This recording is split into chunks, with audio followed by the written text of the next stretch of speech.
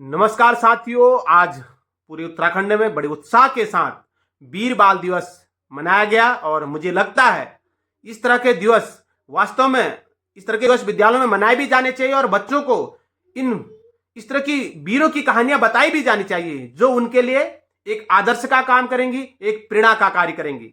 हाँ साथियों, आपको जैसा कि विदित है, भारत में विभिन्न शासकों ने जो है शासन किया, उनमें से मुगल भी एक थे। जैसे ही आपको विदित है कि 1526 में बाबर जो है मुगल वंश की स्थापना करती है और धीरे धीरे क्रम विभिन्न शासकों का चलते रहता है, उनकी पीढ़ियों का। बात आती है 1658 की, जब औरंगजेब जो है गद्दी पर बैठता है, शासक बनता है। और उसी बीच आपने देखा कि उन्होंने उसका जो है अत्याचारी शासन था विभिन्न धर्मों को लेकर। वह इस्लाम धर्म को ज्यादा मानता था, तो इसलिए उसने इस्लाम धर्म स्वीकार न करने के कारण सिखों के नवे गुरु जो गुरु तेग बहादुर थे, उन्हें आपने देखा जाना भी होगा कि उन्हें फांसी की सजा दे दी थी। साथियों, इन्हीं सब अत्याचारों का सामना करने के लिए सिख के 10वें गुरु गोविंद सिंह ने जो है खालसा पंथ की स्थापना की थी 1699 में, इस अत्याचार से लड़ने के लिए और सभी सिखों को इकट्ठा करने के लिए। तो इसी क्रम में जैसे ही औरंगजेब को पता चला कि इस तरह की कार्य प्रणाली चल रही है सिखों की, तो उन्होंने इन्हें पकड़ने का आदेश दे दिया और ये सब युद्ध चल गया आपस में, मतलब इस तरह इनके बीच, मुगलों के बीच और सिखों के बीच। और लगभग आपने देखा कि 1704 के आसपास इनके जो 4 पुत्र थे, उनमें 2 पुत्रों की जो है वह युद्ध के लिए लड़ते लड़ते जो है वीरगति को प्राप्त हो गया बहुत छोटी उम्र में। अब कहानी शुरू होती है साथियों। इनके 2 पुत्र थे, शाहजादा जोरावर सिंह और फतेह सिंह।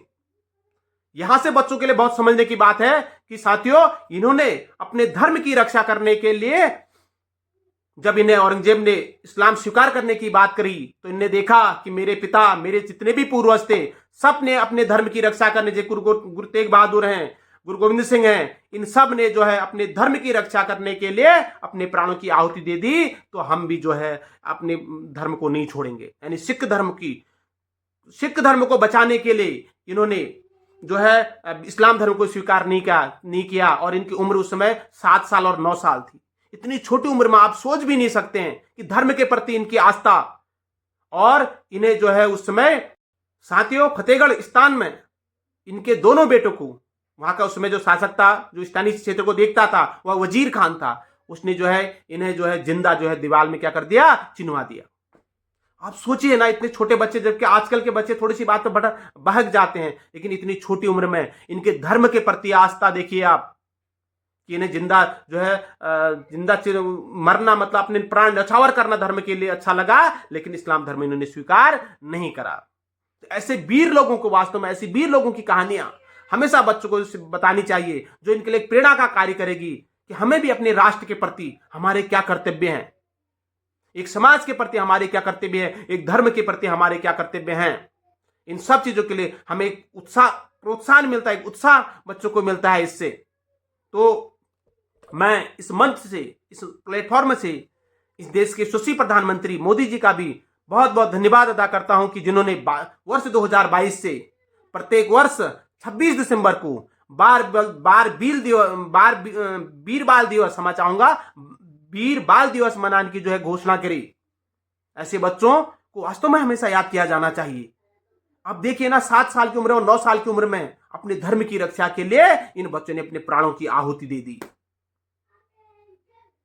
तो हमें भी जो भी कर्तव्य, मैं इन युवाओं से कहना चाहता हूं, अपने बच्चों से कहना चाहता हूं इस प्लेटफॉर्म के माध्यम से, आपको जीवन में जो भी कर्तव्य दिए जाए उनका पूर्ण प्रतिबद्धता के साथ आप निर्वहन करिए। आपके लिए देश सबसे बड़ा है, आपके लिए राष्ट्र से भक्ति बढ़कर कुछ नहीं है। राष्ट्र भक्ति देश की सबसे बड़ी भक्ति है साथियों।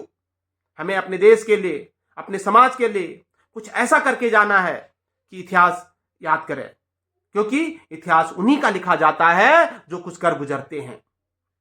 तो इसलिए मैं इस बाल दिवस पर उन दोनों बच्चों की शहादत को नमन करता हूं, और उनकी जिन्होंने अपने धर्म की रक्षा के लिए उतनी छोटी उम्र में, इतने बचपन में, एक टीनेजर एज में, जहां हमारा बच्चा आज तो है खेलने कूदने की उसकी उम्र होती है, इतनी छोटी टीनेजर एज में अपने धर्म की रक्षा के लिए क्या कर दिया, अपने प्राणों की बलिदानी दे दी, आहुति दे दी। और अपने आने वाले धर्म के लोगों के लिए, धार्मिक जो उनके धर्म से जुड़े लोग हैं, उन सब के लिए एक कितनी बड़ी गाथा लिख गए वो छोटे बच्चे दोनों, कि कुछ भी हो जाए, सर कट जाए, लेकिन अपने धर्म की रक्षा के लिए, अपने राष्ट्र की रक्षा के लिए अगर अपना प्राण भी देने पड़े तो देने में कोई दिक्कत नहीं है, पीछे नहीं हटना चाहिए। एक प्रेरणा का कार्य है ये, कि हमें भी अपनी राष्ट्रभक्ति पर गर्व होना चाहिए, हमें राष्ट्रभक्ति करनी चाहिए, समय आने पर हमें भी अपने देश की रक्षा के लिए खड़ा रहना चाहिए। तो साथियों, पुनः मैं उन दोनों चारों वीर जवानों को, वीर बालकों को मैं आज उनकी शहादत पर उनको नमन करता हूं। इतनी छोटी उम्र में वो जो है अपने धर्म की रक्षा के लिए चारों ने, अब दो लोग तो रणभूमि में ही वीरगति को प्राप्त हो गया, और दोनों ने जो है इस्लाम न स्वीकार करने के कारण जो है क्या करा, अपना जो है अपने को प्राण न्यौछावर कर दिए अपने धर्म की रक्षा के लिए। तो पुनः उनकी शहादत को आज मैं नमन करता हूं इस मंच के माध्यम से। जय हिंद, जय भारत।